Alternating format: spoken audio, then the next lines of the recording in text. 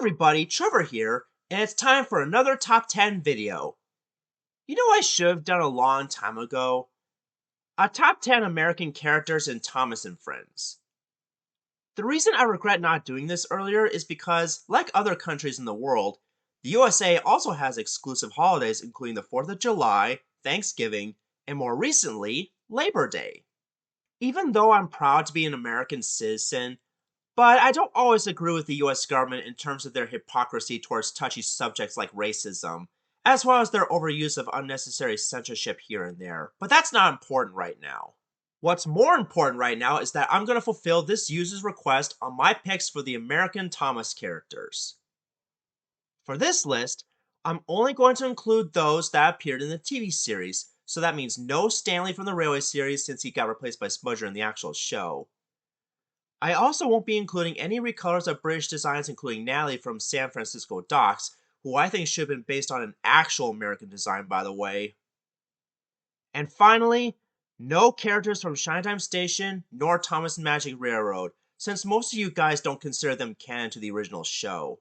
And if your favorite American character isn't on this list, then you have my deepest condolences. Now without any further delay, let's begin this brand new top 10, shall we?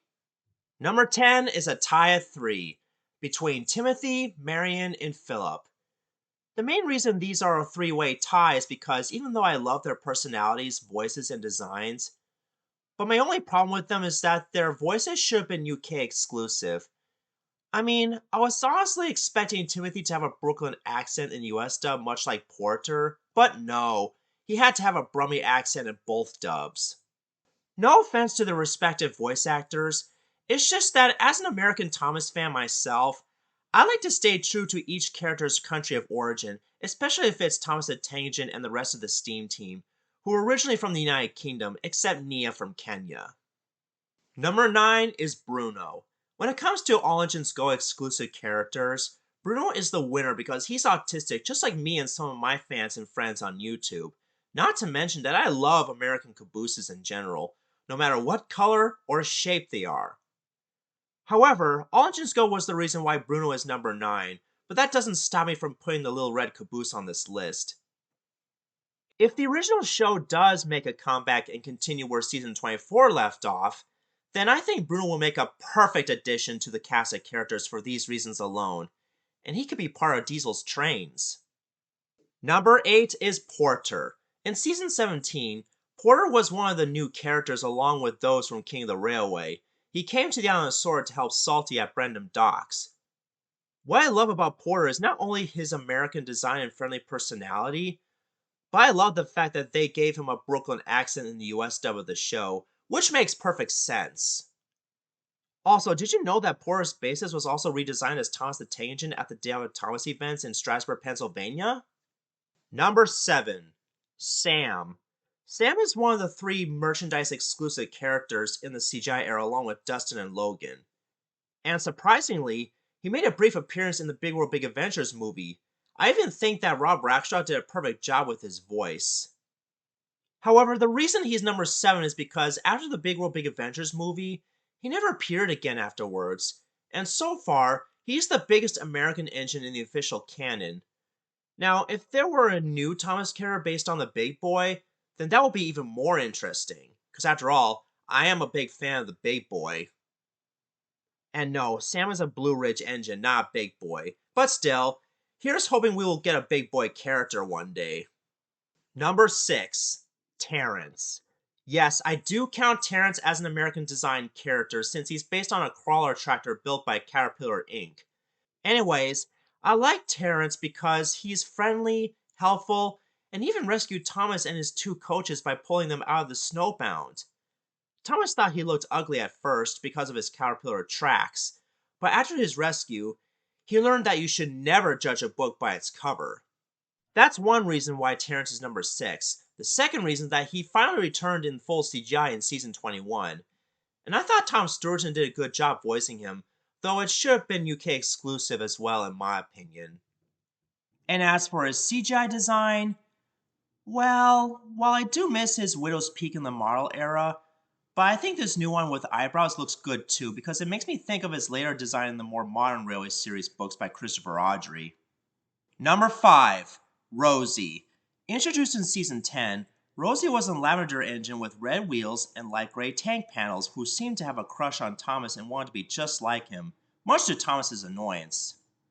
And ever since Season 21, she was repainted cherry red with gold features, including an additional headlamp on top of her smoke box, the NWR initials, and number 37 on the sides.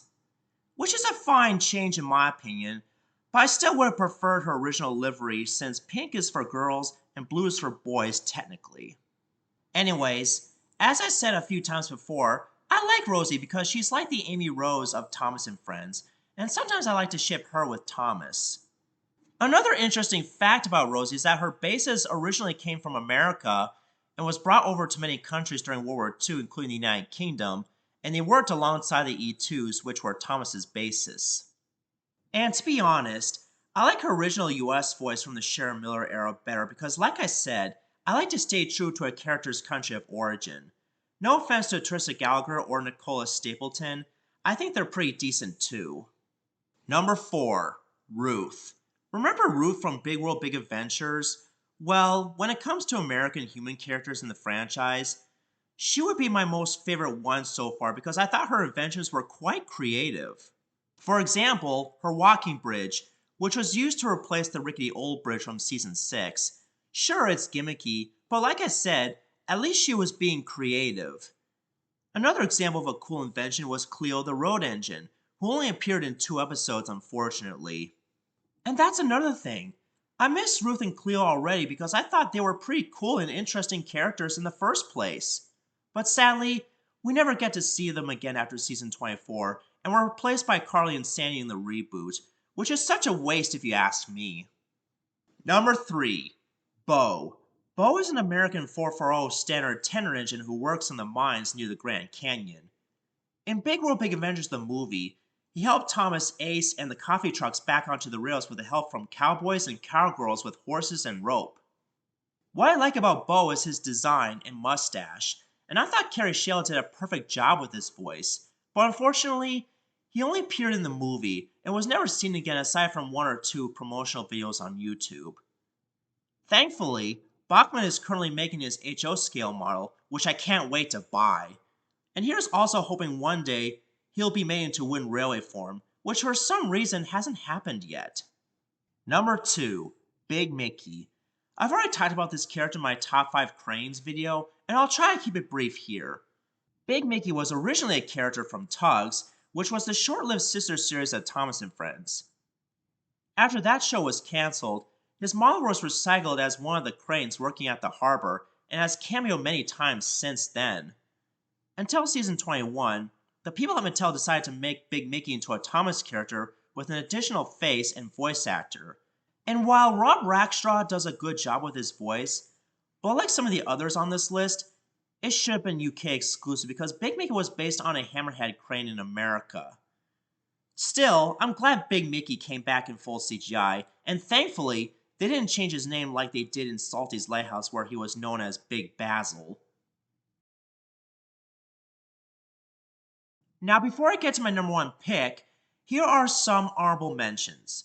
Some of the pack members, particularly Ned, Byron, Brenda, and Patrick. I was going to put them on the list, but they've gotten beat out by Terence the Tractor. And besides, I've heard that Patrick was going to return in the CGI series, and Ardell O'Hanlon was going to be his voice actor, but sadly turned down the role. Dustin. He would have been number 7 but got beat out by Sam since Sam was the only merchandise exclusive character to make a return to the TV series. Connor and Caitlin. Don't get me wrong, I think these characters look cool and majestic, but they would have been lower on the list because for one thing, they would have been number 8 due to their unique designs and Irish American accents. Secondly, I already gave my honest thoughts on Caitlin in my Calm Down Caitlin mini review. Maybe I should do a mini review of Cautious Connor in the future as well. And my number 1 most favorite American Thomas character of all time is Hank. Ah yes, Hank. one of the first American engines to come to the island of Sodor. Hailing from the Pennsylvania Railroad, Hank came to the island to help Thomas with the heavy loads and to participate in his own welcoming party at Knapford Station, which they were on time for in the end. Thomas thought Hank was being a little rude to him by calling him little, but he only wanted to help. And after Thomas finally broke down from pulling the heavy train, he asked Hank for some help, which Hank happily agreed. What I love about Hank is not only he was dark blue with red wheels and cowcatcher, but he also has a gray smoke box just like any other American engine in real life. I also love his friendly and helpful persona, as well as his southern accent, though I was kind of expecting Michael Brandon to give him a deeper voice in the US dub, but oh well, as I always say, beggars can't be choosers. Michelangelo's does an okay job too, but it sounds a little stereotypical in my opinion. And besides, if Hank were to return in full CGI, then I think he should have had a deeper voice with a southern accent, kind of like John Goodman for instance. But the real reason why Hank is number one is that he's the most underappreciated. In fact, he only appeared in one freaking episode in season 12. I really don't understand why they didn't bother bringing this character back again. He deserves to return. Here's hoping that one day Bachman will make an HO scale model of him. Now let me know in the comment section below on which of these American characters are your favorite. Do you agree with my list, or do you have your own personal preference? Now, if you all excuse me, I'm going to take a vacation to California to see family next week. This is Trevor Davis, signing off.